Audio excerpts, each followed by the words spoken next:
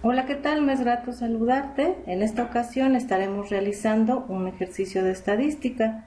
Recordando su concepto, es una ciencia útil para procesar los datos con el objetivo de estudiar la variabilidad y darle significado. Está basada en la probabilidad.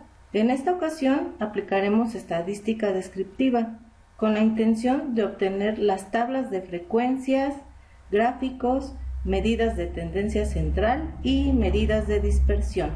Para ello, realizaremos un estudio de caso. Una psicóloga, con suprema paciencia, pidió a 50 niños que le contaran una determinada película que ellos habían visto. Consideró la variable cantidad de y entonces utilizadas en el relato y registró los datos. Como parte del mismo estudio, la investigadora obtuvo una muestra del mismo tipo de datos de 50 adultos. Con base en lo anterior nos preguntamos, ¿cuál es la probabilidad de que los niños repitan con mayor frecuencia la palabra y entonces cuando relatan una película en comparación con los adultos? El procesamiento de los datos será realizado con la herramienta de software estadístico IBM SPSS Statistics. Esperando esta experiencia te sea de utilidad, comenzamos. Una vez iniciado SPS Statistics, observaremos una pantalla en donde puedes generar un nuevo conjunto de datos o consultarlo. En nuestro caso, seleccionaremos nuevo conjunto de datos. En automático te aparece una ventana del editor SPSS. En este se observan dos vistas, la vista variables y la vista de datos. En la vista variable debemos de asignar los nombres a nuestras variables, el tamaño, la escala de medición y algunos otros valores que consideres necesarios. Generalmente estos valores deben de estar previamente registrados en lo que se conoce como diccionario de datos. Es importante definir la medida. SPS acepta escala nominal, ordinal y de escala, siendo esta última aplicada para el caso de intervalo y de razón. De acuerdo al estudio de la psicóloga, contó las repeticiones. Por tanto, esta variable es de tipo cuantitativa y utilizaré escala. En la solapa vista de datos debemos capturar ambas muestras. Si están almacenadas en un documento de Excel, puedes copiarlas y pegarlas. Consecuentemente, para agrupar los datos con longitud 3, debemos seleccionar en el menú contextual Transformar, Agrupación visual, seleccionamos la variable. En este caso, asigné la palabra infante debido a que en SPS no acepta la letra N. Clic en continuar. Observaremos un campo que dice variable agrupada. En este momento estamos creando una nueva variable, por lo que debemos asignarle un nombre. En SPS nos muestra el valor mínimo y el valor máximo asignado por los niños entrevistados. También se observa en la ventana un gráfico, en este caso un histograma. En la misma ventana observamos la palabra cuadrícula. En la parte inferior observamos una tabla de 3 columnas. En este apartado es donde debemos escribir los intervalos previamente hechos. En este caso, el primer intervalo corresponde a los valores entre 8 y el 11, pero solo contará los que encuentre antes del 11. Por eso, en el valor se asignó 10. Otro ejemplo para clarificar, el intervalo 11 al 14. En este caso, únicamente contará los valores que se encuentran entre el 11 y el 13. Este mismo proceso debe repetirse para el caso de adultos.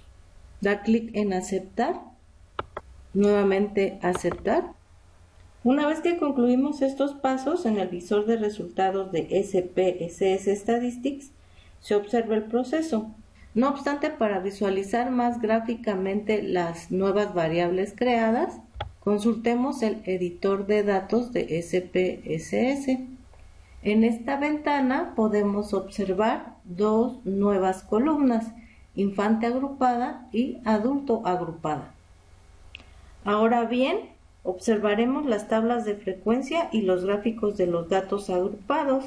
Realizaremos un histograma de frecuencias que consiste en una gráfica de barras en donde la escala horizontal representa las clases de valores de los datos y la escala vertical representa las frecuencias. Los pasos son los siguientes. En el menú contextual del editor de datos de SPSS, demos clic en Analizar, Estadísticos descriptivos, Frecuencias. Luego se activa la ventana Frecuencias, seleccionamos la variable agrupada, activamos la casilla Mostrar tablas de frecuencia, seleccionamos el botón Gráficos, Histogramas, puedes activar la curva normal, en este caso los datos se observan como una distribución de probabilidad normal. Clic en Continuar y aceptamos. En el visor de SPSS se observará la tabla de frecuencias, la cantidad de muestras y el histograma.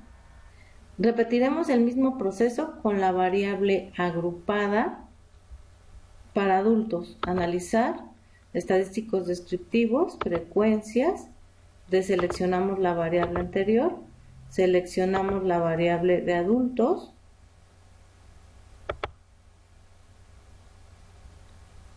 mostrar tablas de frecuencias, gráficos, histograma, continuar, aceptar. Observando la tabla de frecuencia adultos, para efectos de interpretación es recomendable que se utilice la columna porcentaje validado, debido a que en ocasiones puede haber pérdida de datos, así como el porcentaje acumulado. Si observas con atención la tabla de frecuencias, te puedes percatar que aproximadamente un 36% de los entrevistados que son adultos repitieron la palabra y entonces entre 10 y 13 veces. Por otra parte, si interpretamos el porcentaje acumulado, un 78% de los adultos encuestados repiten la palabra y entonces menos de 13 veces. Ahora realizaremos el análisis descriptivo con los datos sin agrupar, considerando tanto a niños como adultos. En este sentido, la explicación es que la distribución de frecuencias en intervalos tiene como principal desventaja la pérdida de individualidad de los datos. Es decir, como se agrupan en clases, no se sabe con exactitud los valores que toma.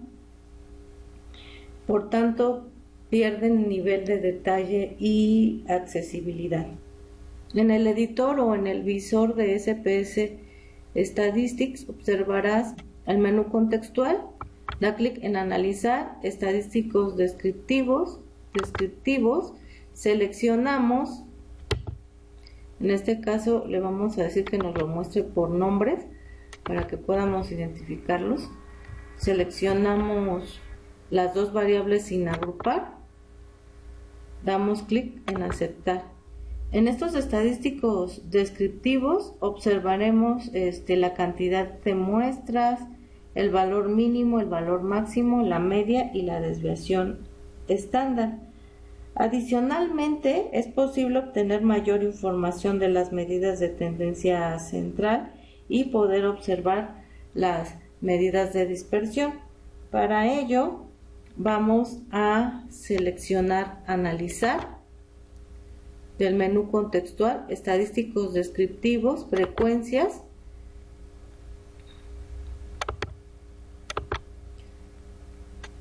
Vamos a seleccionar las dos variables.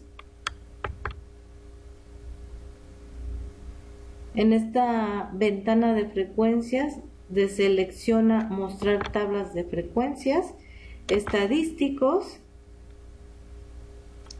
Seleccionamos las medidas de tendencia central, la desviación estándar, rango, mínimo, máximo. También podemos observar algunos otros valores como los percentiles, y en el caso de la distribución pues podemos determinar tanto la simetría como la kurtosis, sobre todo cuando vamos a analizar cómo se comportó la distribución de probabilidad. Damos clic en continuar. En el apartado de gráficos seleccionamos histograma, pulsamos continuar y aceptar. Finalmente observamos los resultados tanto para los niños como para los adultos, así como sus respectivas gráficas.